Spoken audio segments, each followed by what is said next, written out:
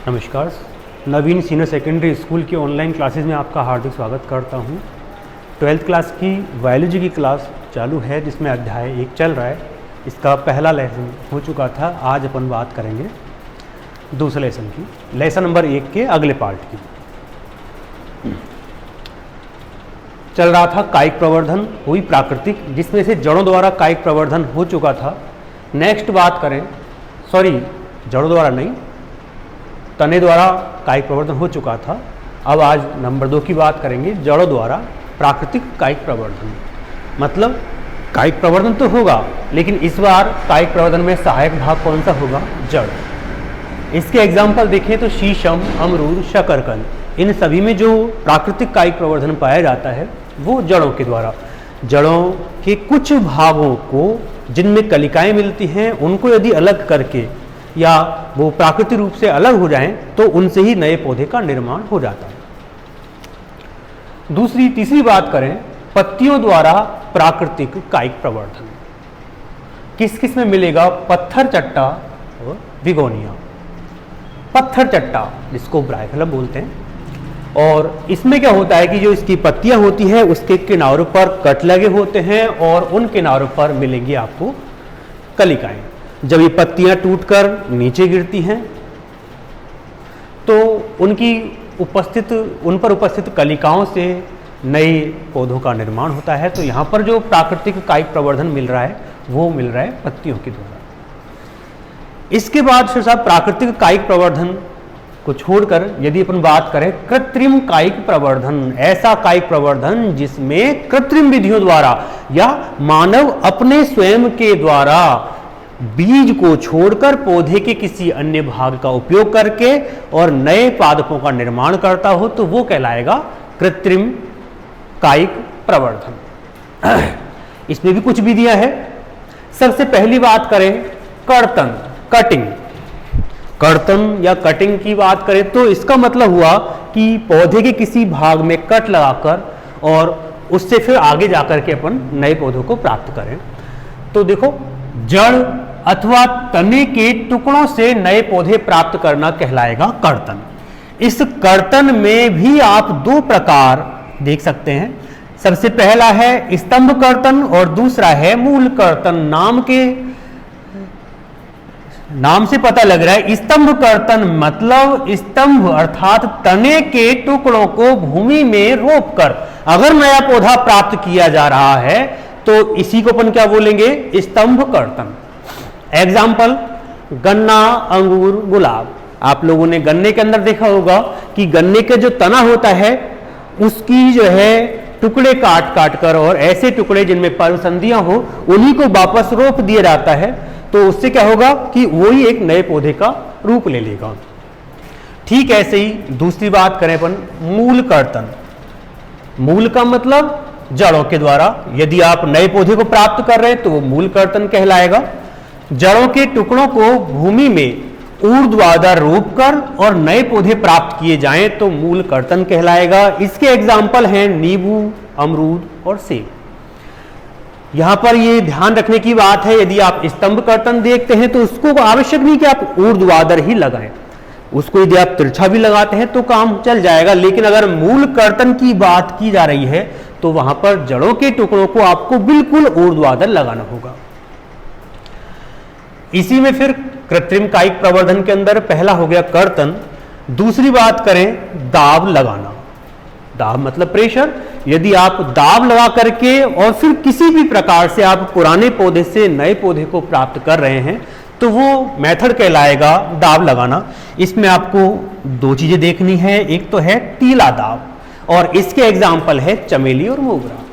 सामान्यतः यदि आप टीला दाब विधि की बात करें तो ये विधि ऐसे पौधों में अपनाई जाती है जिन पौधों का तना हरा हो, कोमल हो। हरा हो, कोमल हो तो उन पौधों के अंदर आप टीला दाब विधि का उपयोग कर सकते हैं। इसमें क्या किया जाएगा?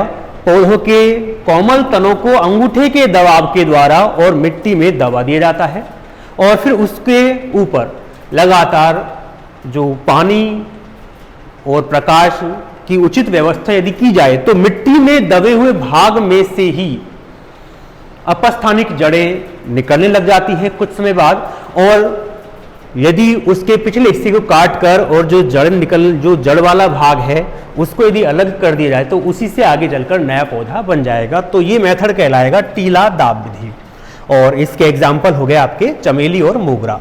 दूसरी बात करें वायुदाव या गूटी लगाना।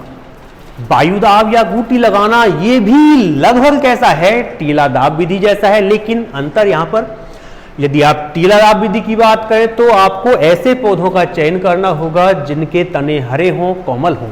लेकिन अगर आप वायुदाब विधि या गूटी लगाना की बात करें तो यहां पर चयन किसका किया जाएगा, ऐसे पौधों का जिनका तना काष्ठीय हो, मोटा हो, मजबूत हो। तो इस विधि का उपयोग मोटी और काष्ठीय शाखाओं वाले वृक्षों में किया जाएगा। एग्जाम्पल की बात करें, लीची, अनार, नींबू, अमरूद इत्यादि पौधों में ये संभव है। इसमें कुछ खास बातें देखिए। गूटी लगाने वाली विधि के अंदर जो वृक्ष लिया जाएगा, इस वृक्ष की आप किसी एक शाखा का चयन कर रहे हैं। यदि आप इस शाखा का चयन कर रहे हैं तो इसके किसी एक विशेष भाग से आप ऊपर की छाल को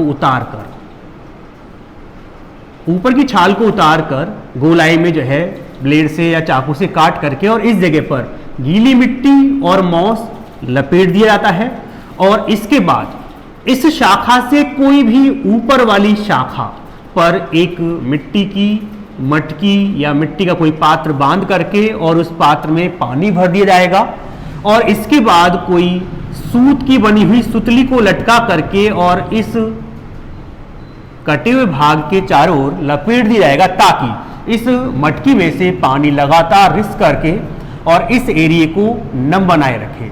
कुछ दिनों बाद क्या पाएंगे हम कि जो कटा हुआ भाग था इसमें से अपस्थानिक जड़ें निकलना प्रारंभ हो जाती हैं, और फिर इसके बाद यदि आप इस एरिया को काट कर किसी अन्य स्थान पर लगा दें तो उससे नए पौधे का निर्माण हो जाएगा। और इस संपूर्ण मेथड को आप बोलेंगे वायुदाब विधि या गूटी लगाना। तीसरी बात करें रोपण की, जिसको बोलते हैं ग्राफ्टिंग।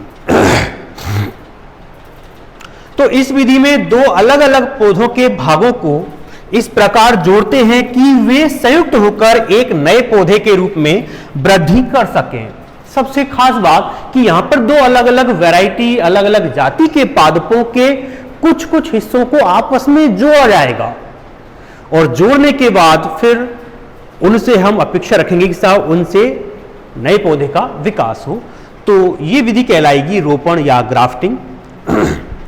इसमें दो चीजें हैं जो कि आपको ध्यान रखनी पड़ेगी, एक तो कलम और दूसरा है स्कंद। कलम किसे कहेंगे, स्कंद किसे कहेंगे। जब आप रोपण की बात करते हैं तो रोपण के समय आप मान लीजिए दो पौधे ले रहे हैं। एक पौधा ये वाला है जिसके कोई विशेष गुण नहीं है, नॉर्मल पौधा है, और एक ये पौधा है जो कि उच्च क्वालिटी का पौधा है। तो आप चाहते हैं कि इस उच्च क्वालिटी वाले पौधे में से जो अपन नया पौधा प्राप्त करें उसके अंदर गुण आए, तो आप इसका तो लेंगे ऊपरी हिस्सा और इसका लेंगे निचला हिस्सा। जिस उच्च क्वालिटी के या उच्च क्षमता वाले पादप के ऊपरी भाग को हम लेते हैं, उस ऊपरी भाग को तो हम कहते हैं कलम।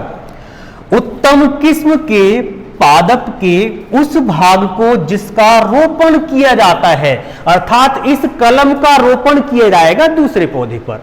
जबकि निम्न श्रेणी के या निम्न कोटि के पादप का वह भाग जिस पर कलम का रोपण किया जाए, उस भाग को बोलेंगे स्तंभ।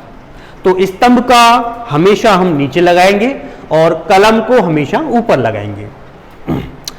कुछ दिनों के बाद दोनों भाग कौन कौन से, कलम और स्तंभ, इन दोनों की एधाएं आपस में जुड़ करके वृद्धि करने लगती हैं, नई कलिकाओं का विकास होगा और उससे फिर नए पौधों का निर्माण होगा। तो यहां पर हम इस रोपण के अंतर्गत गुलाब, अमरूद, आम और नींबू इत्यादि पौधों के अंदर इसको अप्लाई कर सकते हैं। आगे बात करें रोपण के प्रकार की, तो रोपण के भी आप लोग तीन प्रकार देख सकते हैं। पहला है जिह्वारोपण। जिह्वा मतलब जैसे आपकी जबान। तो इसमें क्या होगा, जो हम स्कंद वाला भाग लेंगे, स्कंद वाले भाग में कट लगाकर और एक वी के शेप में इस प्रकार से खांच बनाई जाएगी। तो इसमें तो ये हो गया स्कंद वाला, और जो कलिका वाला है या कलम वाला भाग है, उस कलम वाले भाग में भी इसी प्रकार की शेप बनाएंगे कि वो कलम इस खांच में फिट हो जाए। दोनों को फिट करके और फिर बांध दिया जाएगा, और बांधने के बाद कुछ दिनों बाद फिर वहां से नए पौधे का निर्माण होगा। तो ये मेथड कहलाएगा आपका जिह्वारोपण। दूसरा है किरीट या मुकुट रोपण। इसमें और इसमें अंतर क्या है? जब आप जिह्वारोपण पढ़ते हैं तो वहां पर कलम और स्कंद दोनों के व्यास या दोनों की मोटाई बराबर होनी चाहिए, लेकिन जब आप किरीट या मुकुट रोपण पढ़ते हैं तो इसके अंतर्गत स्कंद की मोटाई,